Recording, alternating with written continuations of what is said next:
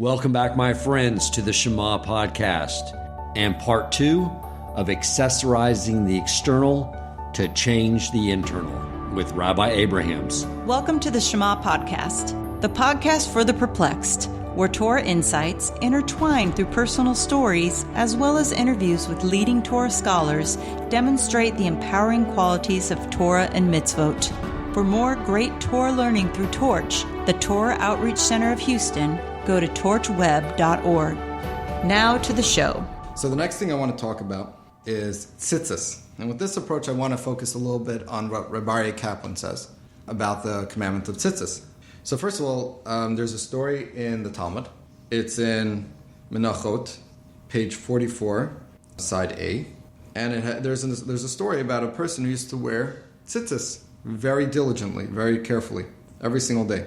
So I'm just going to read what the translation says of this story. It says, there was an incident regarding a certain man who was diligent about the mitzvah of ritual fringes. The man heard that there was a prostitute in one of the cities overseas who took 400 gold coins as her payment. He sent her 400 gold coins and fixed a time to meet with her. When his time came, he came and sat at the entrance to her house. The maidservant entered and said to her, "The man who sent you 400 gold coins came and sat at the entrance." So the prostitute said, "Let him enter." He entered. She arranged 7 beds for him, 6 of silver, 1 of gold, meaning one on top of each other. Between each and every one of them, there was a ladder made of silver, and the top bed was the one that was made of gold. She went up and sat undressed on the top bed, and he too went up in order to sit undressed facing her. In the meantime, his 4 ritual fringes came and slapped him in the face. He dropped down and sat himself on the ground, and she also dropped down and sat on the ground. She said to him, "I take an oath by the," I think the word is Gapa, of Rome, must be referring to one of their gods, "that I will not allow you to go until you tell me what defect you saw in me."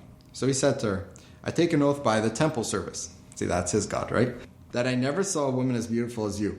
But there is one mitzvah that the Lord our God commanded us, and its name is ritual fringes, tzitzit. And in the passage where it is commanded, it is written twice, 'I am the Lord your God.'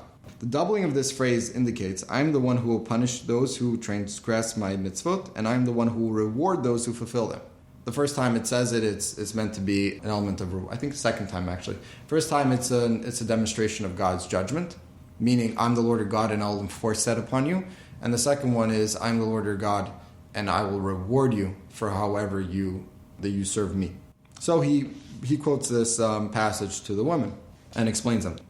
"Now," said the man, "the 4 sets of ritual fringes," again tzitzit, "appeared to me as if there were 4 witnesses who will testify against me." She said to him, "I will not allow you to go until you tell me, what is your name, and what is the name of your city, and what is the name of your teacher, and what is the name of the study hall in which you study Torah." He wrote the information and placed it in her hand. She arose and divided all of her property, giving 1/3 as a bribe to the government, 1/3 to the poor, and she took 1/3 with her in her possession, in addition to those beds of gold and silver. She came to the study hall of Rabbi Chia and said to him, "My teacher, instruct your students concerning me and have them make me a convert." Rabbi Chia said to her, "My daughter, perhaps you set your sights on one of the students, and that is why you want to convert." So he understood. He realized this wasn't happening in a vacuum. She took the note the student had given her from her hand and gave it to Rabbi Chia. He said to her, "Go take possession of your purchase." Those beds that you have arranged for him in a prohibited fashion, she now arranged for him in a permitted fashion. The Gemara completes this point about the reward of mitzvos and points out how the story illustrates the concept. This is the reward given to him in this world, and with regard to the world to come, I do not know how much reward he will be given. So, essentially at the end she converted, and she married the guy. This is the way the Gemara, the Talmud, is understood. She married the guy, and she did so in a permitted fashion, where she had originally wanted this person in a prohibited fashion. How to understand the tzitzit slapping him in the face? It's hard to understand that they physically slapped him in the face. So the understanding that I've seen is that the tzitzit slapped him in his sensitivities. They slapped him in a psychological sense. He saw the tzitzit as he's about to take them off. He's stripping to go to the top bed. And as he's taking them off, it struck him. He's uncomfortable about this. He wears tzitzit every single day, and now suddenly he's uncomfortable taking them off to perform this sin. So let's explore, why would he be uncomfortable taking off his tzitzit, which is just another garment, before climbing to the top bed. So again, I want to talk about the basic function of clothes now. So before we talked about how clothes can portray a certain identity you want to live up to, a certain ideal, and then you may or may not try to live up to those ideals. There's another basic function of clothes, and this really takes us back to the story of Adam and Eve. Before the sin, Adam had not internalized the evil urge, the evil inclination.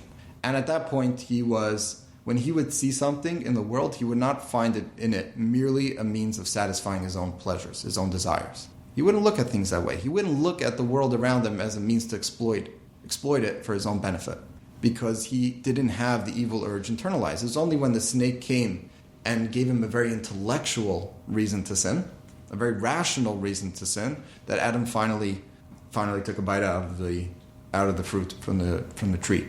After the sin, however, it says that he internalized the evil inclination, the way we experience evil urges today. So after the sin, it says that Adam and Eve were uncomfortable. They were ashamed of their nakedness. The difference between before the sin and after the sin is that before the sin, Adam would look at the world, Eve would look at the world, and they see no reason to exploit it. They see no reason when looking at each other's bodies to exploit it for their own personal gratification. But after the sin, when the evil urge is within them, now they see a means of exploiting the other person's body. When they look at somebody else, they see a means of exploiting that person for their own personal gratification. That was the difference between before the sin and after the sin. How did God respond to this new issue that suddenly Adam's dealing with? You can imagine that, again, we talked about a culture shock before. The Jews migrating to the inner cities, and suddenly they're fully exposed to the secular world. Well, you can imagine what Adam felt suddenly, having the evil urge within him, when before it was completely external. So God responded by making clothes for them, because clothes serves that basic function. They prevent us, or let's just say they guide us away from objectifying other people's bodies. When we look at a person today and they're wearing clothes, we are, shall we say, less likely to objectify them than if they're not wearing clothes. Or if those clothes are of the type that will only direct us towards objectifying that person. Right. There are sorts of clothes that can do that, right? Right, that more accentuate the body. Right. If anything, that's an even bigger issue than walking around without clothes. But the idea of clothes in this very basic sense is to protect ourselves from being objectified by others, and also to make us more sensitive, let's say, or to guide us away from objectifying other people. And also, by the way, objectifying ourselves. This is a very fundamental idea in Judaism that we're about to see with tzitzit, but in general, clothes are supposed to help us, guide us away from objectifying our own bodies, which can lead to disastrous results as well. Before we talk about tzitzit himself, we're talking about clothes. One thing that's important to note is that every single mitzvah is essentially, when it involves an item or a limb or whatever it involves, it is essentially the ultimate function of that item or that limb, that organ, whatever it's being used to perform the mitzvah. That's what a mitzvah is. It is the ultimate function of a thing that is being used for that purpose. So, when we talk about tzitzit, adding this accessory to our clothes, Ramchal explains this in Derech Hashem, the way of life, or Moshe Chaim Luzzatto, that this is the ultimate function of clothes. This is the commandment that we fulfill involving clothes.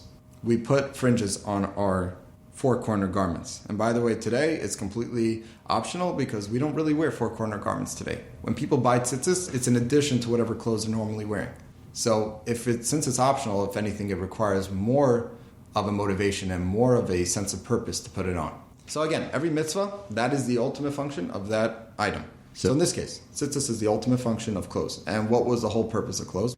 The basic function of clothes is to guide us away from objectifying other people and their bodies and exploiting them for our own personal benefit.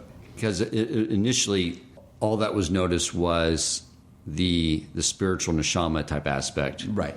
And the tzitzits are a way of not allowing us to be distracted and evaluating people based off the exterior. That's very well put. Exactly. So the tzitzits are meant to serve the highest function that clothing can serve, which is to redirect our attention away from the object and look at the subject.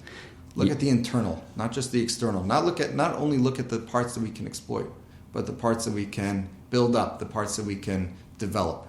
That's what the tzitzits are there to remind us of whenever we wear it. So going back to the story of the man who visited the prostitute, what his tzitzits had done to him in that moment, the psychological impact that the tzitzis had on him, was this is a person who was very diligent. He wore it all the time. He understood, or he internalized at least, the meaning of tzitzis by taking really, really good care of this commandment. He always wore it. The Talmud states it very specifically. He wore it diligently. Because he took such great care, when the time came and his sensitivities were about to be challenged, he became very uncomfortable with the idea of taking off these tzitzis to objectify and exploit somebody else's body. Okay, so there's two things here. Mm-hmm. One, which is interesting, I'll share this story. Many years ago, took Rabbi Yochel Wolbe to the bicentennial event for the Mir Yeshiva in New York. I've been studying for them for a while. They're having this big event. And I said, I want to treat you. I want to take you there to visit with your rabbis. And I go there, and it's the first time to really be around a bunch of Torah-observant yeshiva Jews. And it blew my mind away because I think even my daughter said this when we were doing FaceTime. Like, does everyone shop at the same store? Because it was all, black suits, white shirts, black hats. And what he told me was so interesting, and there's so much truth to it. I thought it was so special. And he said, well, we are not emphasizing that. We're not trying to express our differences in the clothing. We're trying to allow each other to get past that. And so people can look at someone and see what's unique and special about them beyond the clothing. Wow. Their character, who they are. And I thought that is an amazing idea, because in secular culture, everyone tries to express their individuality through their clothing, which is very superficial. That is very profound. And you're only looking for the truth now. You're not looking for the externalities that people could fake. Right. People could lie about. You're looking deeper than that. That's very profound, yeah. So I think that's a key concept to our parable. You're saying that the tzitzit is what allows us to elevate the clothing further. Exactly. Meaning the clothing served this basic function for everybody. Everybody who wears clothing, at least if they're doing it properly, it's to redirect attention away from the objectification of you and turn it towards looking at you as a person. That's what everybody's wearing clothing, at least, again, the people who are wearing it for that purpose. There are people who are wearing it for the complete opposite purpose, and that's pretty transparent, pretty obvious. But if you're wearing clothing for the reason they were created, for the reason God gave that to us, then that is the reason you're wearing it for, to redirect. Well, tzitzis is the ultimate expression of that. By wearing the tzitzis on our clothes, and again, I'm going to take it a step deeper in a second. Okay. But by wearing tzitzis on our clothes, it reminds us what clothes are meant for. It helps direct our focus when we wear clothes and when we see others wearing clothes to what those boundaries are meant to create. And there's a mental health around this too that's so important, because I remember back when I was living up in the suburbs and I belonged to a gym there, and the dress code, the unofficial dress code was that clothing serves the purpose of covering up the parts of the body that you don't want to showcase to the world. And, I ended up leaving just because it was impossible to guard my eyes there. But even the men were doing it too, where it was just like their shirts would cut back more so they could show their delts and their belly button. It's pretty, I don't need to see that. But I remember thinking to myself how sad that is for them, that they are focusing their identity and how they want other people to identify them with a body that is in a constant state of accelerated depreciation. Exactly. So there's no longevity to the happiness, because they're basing on something that's just time and gravity will take over at some point. In fact, that's something that the Ramchal talks about in the way of God, Derech Hashem. Talks about the experience one faces when they pass away and what the soul feels like as it's being pulled away from the body. When people dress that way, when they're trying to emphasize that aspect about themselves, forget how we respond to that. Of course, we're going to respond by objectifying them. That is part of our nature, and that's why we wear tzitzis. This is all post-sin. This is post the original sin. So of course, we're going to experience this as well. And that's why we have to work on ourselves. We have to prepare our surroundings or guide ourselves in a way that will, or let's say condition ourselves in a way that's going to make it easier, make this task easier for ourselves. But of course, that's the way we're going to respond. And of course, that's the way they're also going to want. That's their nature. Their nature and our nature as well is to find a way to objectify both ourselves and them. And that's really the last point I wanted to bring up with tzitzis. Tzitzis isn't merely about covering up the other person's body. When Adam and Eve looked at each other, but also looked and saw themselves, not just each other, but they saw themselves, they were ashamed. Meaning the source of shame or the source of arousal doesn't just come from the other person. It comes from yourself. It comes from seeing yourself. Who wears the tzitzis after all? Is it the other person? It's you who wears the tzitzis. Right. You are trying to protect yourself from objectifying not only that other person, but yourself as well. We have to look at people as more than just objects and as more than just as means to exploitation for our own personal gratitude. And that not only includes other people, but ourselves as well. We have to find ways of not exploiting ourselves for our own personal gratitude. And that is what the tzitzis do. Not only for objectifying the prostitute in that story, but also for objectifying himself. And he wasn't prepared to do that because of the sensitivity that the tzitzis built up in him all those times that he put it on. Okay. Great. That is the idea. And in fact, if you look at the verses, so just before we get into the verse itself, that will take a second, but just the word itself, tzitzis, means to look. It's not telling you not to look. It's telling you, look at this. Don't look at the body. Look at the strings. When you see somebody else, when you see yourself, whether it's in a mirror, or whether it's in your mind, or whether it's as you put on clothes or take your clothes off, look at the tzitzis. Direct your attention there. Build up your sensitivities in the tzitzis. Not just clothes in general, because clothes can be perverted. Use the tzitzis. Look at them. The word tzitz means to look. Also, the verses themselves, it says you should see them, or isamoso. You should see, well, really, it says you should see it. And then it says you should remember the commandments of Hashem, and you should fulfill them. And then it says, do not stray after your hearts. Do not stray after your heart and eyes. Your hearts and eyes, yeah.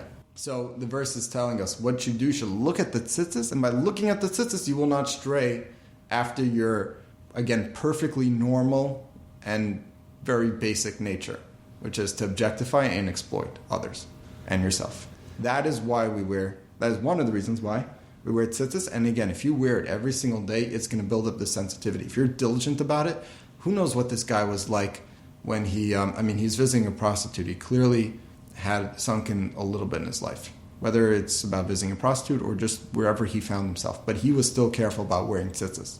And that shows that no matter where you are in life, if you're diligent about this, it's going to build up that sensitivity within you. And I think we'd all benefit, whether it be from a mental health perspective or just in general, from building up that sensitivity. And really the same thing about kippah also. Just building up this humility in the face of God. You don't go out there making your own decisions that are going to pervert or diverge from God's commandments. Because we don't have that intellectual capacity. We don't have that wisdom that God has. And that, of course, is also a very healthy approach in life, just not to think that not to overestimate our own capabilities and our own intellectual prowess. Great. One of the things that the secular world tries to do, especially in the area of their psychology, is that equate the sexual urge with any other bodily urge. Mm-hmm. One of the things I recognized early when I was contemplating this and I was learning about tzitzit was that it's entirely not true. Because if you look at what activates like the urge of hunger, it starts internally within the body. There's all types of things that happen before it gets to the mind saying, you're hungry, I want food. Same with sleep. Same with needing to go to the bathroom. It all starts with the body, then goes to the brain saying, we lack something. With the sexual urge, totally flip-flopped. It starts with looking at something, then going to the mind, contemplating it, then that's what sends the signal to the body. It's a totally flipped 180 degrees on how everything works. Exactly. Meaning you can sort of bypass that or hack that earlier on. It's something you can actually control and something you can actually work on. And I think we'd all benefit from a sensitivity towards objectifying other people. Certainly a sensitivity towards exploiting those around us and manipulating those around us in our lives. Massive benefit, yeah. Right. But definitely regarding that idea that it starts with the eyes, that's why the verse says, you should see them. Don't stray after your hearts and after your eyes. Because sometimes it starts in the hearts, it starts in the brain. The hearts there is, according to a lot of commentaries, is referring to the brain. It's referring to either philosophical distractions or whatever philosophical conundrums, or it's referring to, well let's just say now it could be referring to foreign ideals, foreign philosophies, Or it could be referring to, obviously, things that start in the mind. Ideas and urges that start in the mind. Gotcha. And the eyes, of course, is self-explanatory. Right. Sometimes it's what we see that distracts us.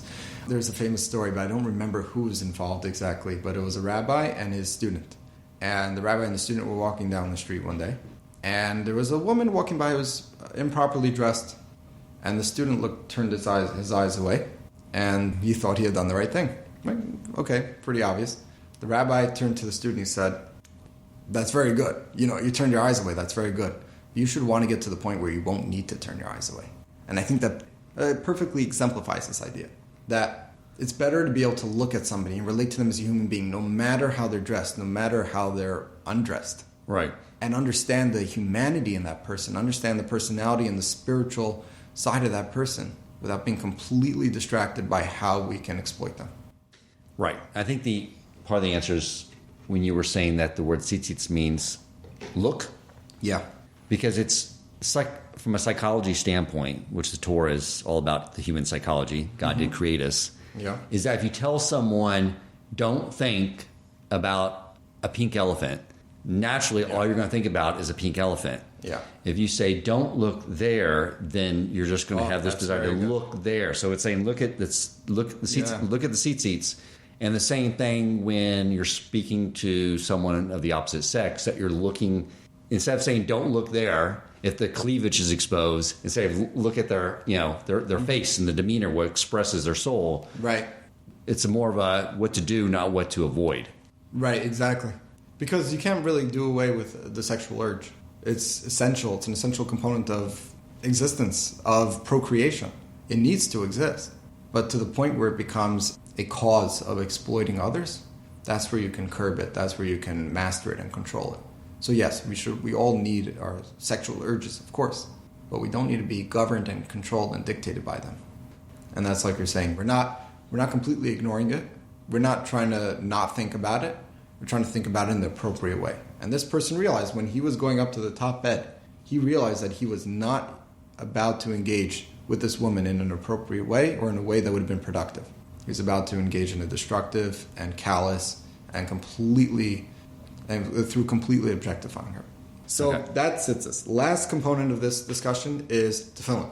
Also, I want to use Rabbi Kaplan on this. He's amazing on some of these concepts. He really explores them very well, and he presents them to somebody in a very introductory way. In an introductory level, he'll present them, but they are as comprehensive as an introduction can get. So he talks about tefillin as well. And for tefillin, I want to make it very basic and very simple.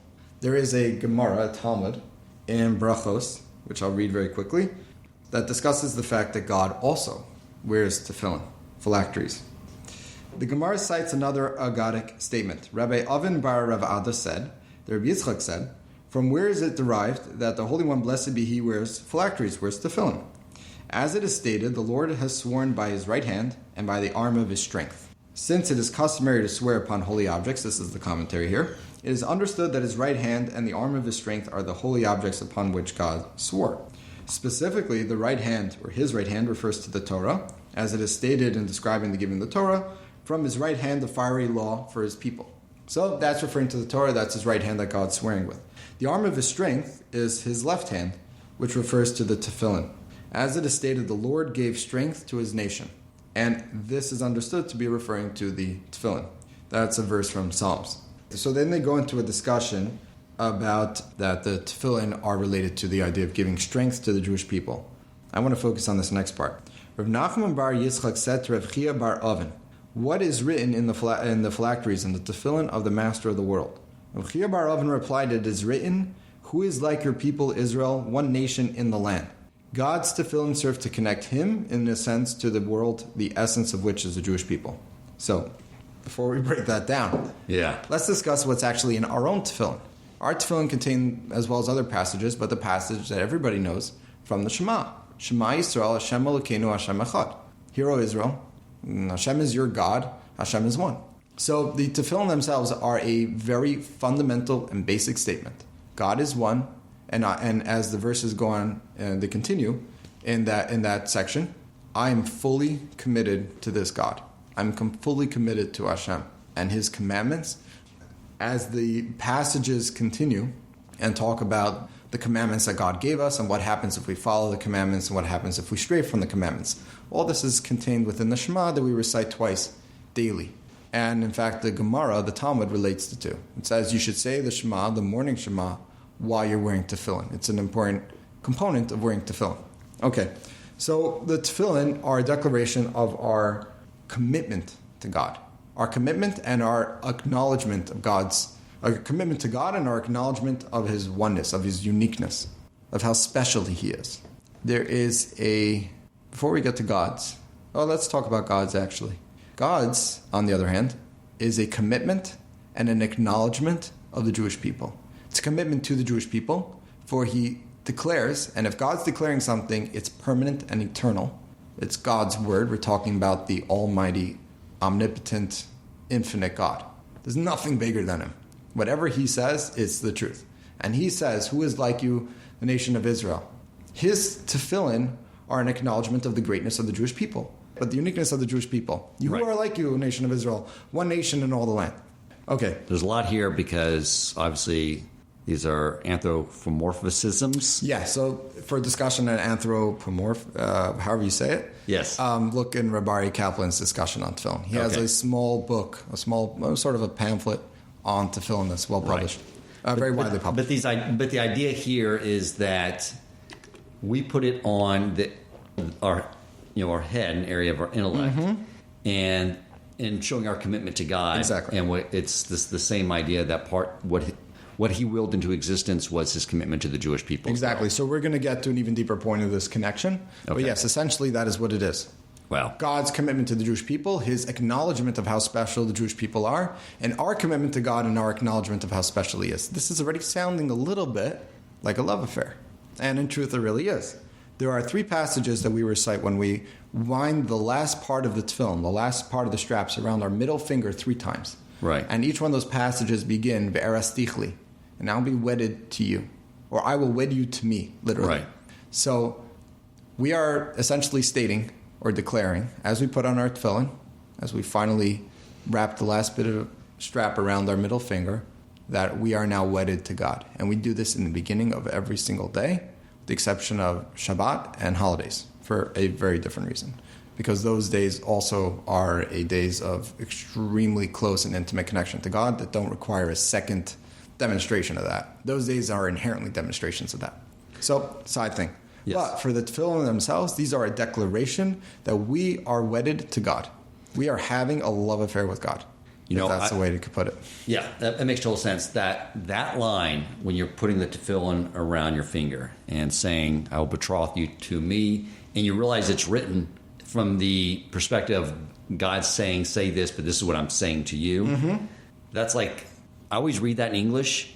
It'll probably be until you have my Hebrew at such a massive level that I have total comprehension. Mm-hmm. I will never give that up because I love hearing that in the morning. Yeah, you have to fully internalize that. Yeah, whatever language you speak, that is the way you want to speak it because you want to internalize this message. Yeah, it's powerful. God is married to you. He will never give you up, just as you will never give God up. And he's even more committed to you than you are because we're talking about God here. And if He declares something, we know it's truth. Even if for us it only consists of putting on our tefillin every day, or making the simple declaration in the morning, or even reading one passage in the Torah or one prayer. For God, that commitment is as universal and as massive and as complete as it can get, because we are talking about the infinite God. So His commitment to us is unbreakable, or shall we say unconditional. Right. Our job is to make our commitment to God as unconditional as we can make it. We spoke about this before with the meeting at Mount Sinai. The Jewish people, they demonstrated their unconditional commitment to God before they even knew what He wanted from them. That is essentially what marriage is. When you go into marriage, you have no idea what's going to come next. You don't know what living with this person for the rest of your life is going to look like, and you're ready to make a commitment to this person without having a full understanding of who this person is, without having the same appreciation and understanding of this person you will have at the end of your life together. If that's the commitment you're making, that's what we're talking about here. That's the commitment we're making to God, because we don't know the end. We haven't seen the end. We don't know what this relationship is going to look like. It's going to be difficult. There are going to be ups and downs. Right. And we're wedded to God. That means for the best of moments and the worst of moments. But we know that his commitment to us, even in the worst of moments, is just as strong as his commitment in the best of moments. And that's what putting on the tefillin every single day is. And you will feel that. If you keep putting it on, even if you do it once, you already feel it. You keep putting it on every single day, you begin your day like this. No matter what your previous day looked like, you are renewing your wedding, you're renewing your vows to God. And you know that he's renewing your commitment to you in the same way. He puts on the tefillin that say, who is like the nation of Israel, one nation in all the land? Then you will feel this intimate connection that no other element of Judaism can really replicate, can truly replicate the same way. And that's essentially what putting tefillin is like. Great. What I would focus on is that wedding aspect, the unconditional love that you share with God, internalizing that. Whether you're thinking about it or not, it's just going to be internalized because you are putting those words, you're strapping those words, you're strapping the words of commitment and unconditional love to God and acknowledgement of who he is. You're putting that on your body, you're strapping it, you're binding it tight to your body every single day. It's impossible not to be affected by that. I'm trying to think what the analogy would be in a relationship to where, you put on tefillin, maybe you're distracted, you're not focused on the prayers, but you stopped what you were doing. Exactly. Just dealing with the material world work, and you put on these boxes on your head, and there's only one reason why you stopped to do that. Exactly. Because you did it for God. That's putting it perfectly. You don't need to give an analogy in married life because it happens all the time. It happens throughout our lives, throughout our lives in relationships, where without even thinking about it, we're strengthening our commitment, we're strengthening our connection just by doing something, just by doing an action. Right. It's one thing to have lip service, but you're putting the tefillin on. You're actually strapping it to your body, solely because God asked you to. Right. There's nothing like it. And same thing in married life. There's nothing like that. If you're doing it because that's what your spouse wants, that's what your spouse needs, that's what your partner wants, that's what your partner needs, you're strengthening that relationship regardless of how you're thinking about it. Yeah, our spouses do not care if we are robotically on autopilot taking out the garbage every day and emptying the dishwasher. Exactly. Because we initiated that habit out of our wanting to do something for them. You put on the tefillin the first time, exactly. That was a very conscious decision. Right. Exactly.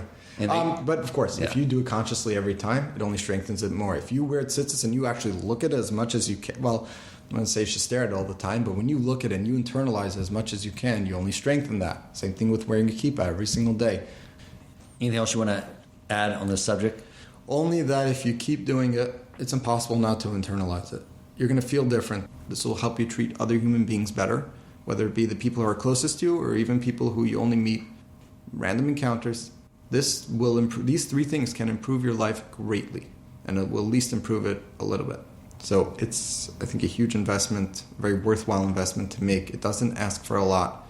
Rabbi, I appreciate you coming on. I did want to let the audience know that if you are a man and you do not have tefillin and you want to begin fulfilling the mitzvah of tefillin, to please reach out to me at president@torchweb.org.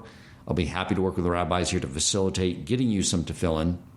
And Rabbi Abrahams, if anyone is interested in one-on-one study to learn more of these subjects or Parsha or whatever you're interested in learning more of, how would they get in contact with you? Yeah, anybody who has some sort of inquisitiveness in Judaism, I would love to meet you.